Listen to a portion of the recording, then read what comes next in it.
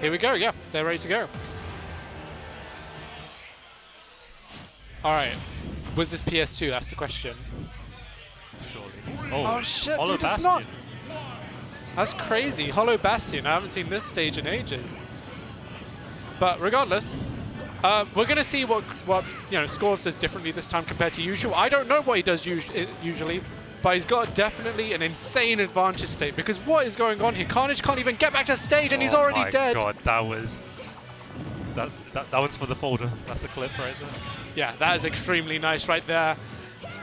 So, if you've ever fought Skaws, you'll know it's like fighting a 3v1, right? Because you've got Skaws, Toon, you've got the boomerang, and you've also got a bomb.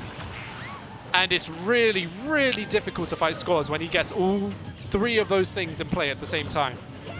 Yeah, that's something I'm really looking for. Whether how Skaws can be created with these bomb pools, because when he has that item in hand, he's able to like back up his pressure in a much more safe and effective way. It becomes a lot more dangerous to actually challenge him, and that's where he can start getting in those baits. You know, he dashes in shields and then he up-Bs your lazy aerial.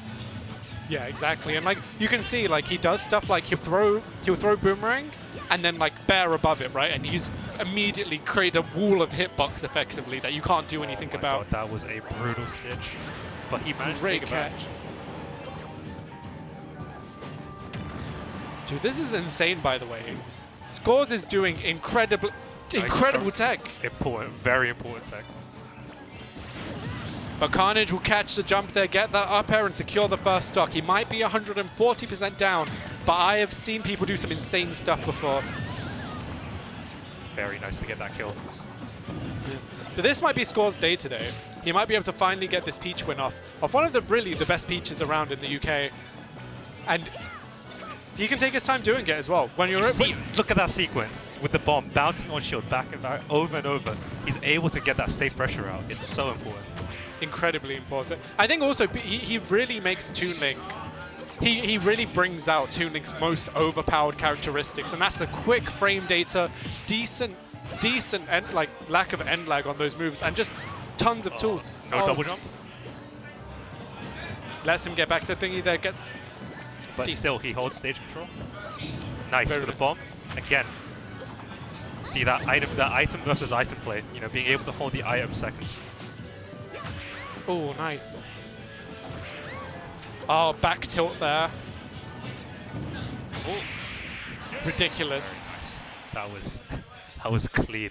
Very clean. The first game, Skaws has taken off Khanage, and it's a clean two-stock. Skaws, he kept he kept getting those double jumps out of disadvantage. I really want to see. I understand that for Peach it's scary and disadvantage. Obviously, you want to escape, but Skaws will not let you live if you do that. He will just kill you. He will get that clip. Because I think what happens is you're afraid, right? You're afraid that you're going to air dodge and the boomerang's going to come back and hit you anyway. Yeah. People end up doing that all the time. There's so many moving parts that you don't want to actually get hit. So you think, oh, I'm going to jump because jumping is where none of the hitboxes are right now.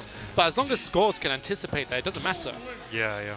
I mean, like these trapping characters where they're able to create these like super uncomfortable situations. Skaws, he's one of the best, in region out there. But anyway, we're going to go straight onto a triplat stage in response. Khanage, we have not spoken about him enough because Khanage is definitely not a player to forget about. He's a very, very good established Peach player, great fundamentals. What I think he generally lacks in is the Ramon-esque insane turnip combos. Yeah. So like, Khanage will win neutral fairly often, and then he'll get his 30%. But it could always be 50%. This has happened again. Double jump out of disadvantage and Skaws is able to extend once more. And Khanage is just really trying to find a good spot here. Let's see how much he can get off this. Doesn't convert off of it. And that's the thing. You've got to have a little bit of confidence here. Skaws was just free to drift right back to ledge there. And I know you want to be patient with it, but that back air is going to immediately take the first stop. Good. Great Tomahawk.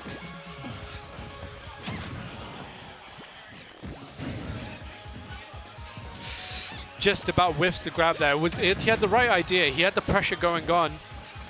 Crazy turn and grab from Skaws.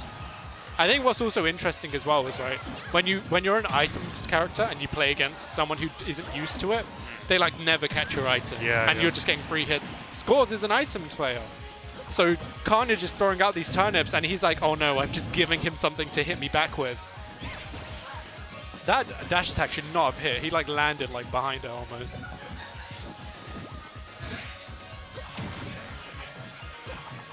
Look at the way Skaws is walling him out right now. He's got the room to do it. That drift as well, extremely nice. Khanage making sure not to jump so he doesn't get hit by the boomerang on the way back. But this is it. We're going to get a start on a Skaws combo. You can just see with like all these projectiles being thrown at the way Skaws like moves and navigates around. You know, Peach being the slower character, slower. You know, just in terms of like raw movement, he's just not able to corner Skaws right now. This is Khanage chance. Let's see. I have not seen Khanage go for a full edge guard yet. Like each time, Skaws has been able to just kind of drift back to ledge. I mean, I know, okay, yeah, the tether makes it difficult, definitely, but the ledge trapping is probably not where it needs to be in order to counter Skaws at this point in time.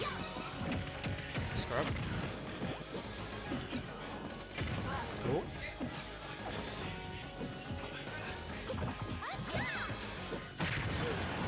Nice pressure. Great spacing from Skaws there, not to get hit by that inevitable turnip that always gets down thrown. That was such a great way. He held the bomb, 2 empty jumps. Like the first one, no, the second one. That was great maneuver. Yeah, it's just that high level play of mixing up the way you do things, right? The enemy of yourself in this case is repetition, right? If you do the same thing consistently, a good player is eventually going to pick it up. Skaws being able to mix things up, on top of the giant storm of items he brings up to begin with, it just makes it really difficult for Khanage to keep it. And if that killed at max rage, it would have been close. It's getting close. Khanage needs to do something now if he wants to take it. Back air. There you go. Finally. It's doable. It is doable. But you'd hope for that, you know, that crazy Peach advantage to bring it back. Yeah, so look, you pick up a Stitch. Stitch face. This is God's telling you, you need to deal 80% right now. And Khanage hasn't done it. But yeah. Very, very good set. Skaws looking pleased with himself. Breaking the curse, the Peach curse. Let's see how he's feeling. Skaws, how do you feel about breaking the Peach curse? All I want to say, something real quick. Zone and Tekka, thank you so much for all that VOD review. You guys carried me. I could not have done this without you. And also to Jamal, who kept just telling me to keep grinding that matchup. Ah, thank God. He's so positive. He's so positive. What a nice guy. Yeah. I would not have said those sorts of statements. I can tell. If it were me, I would have been like, oh, shit. No. Yeah, same Chili. That's what I expected. But he's too nice.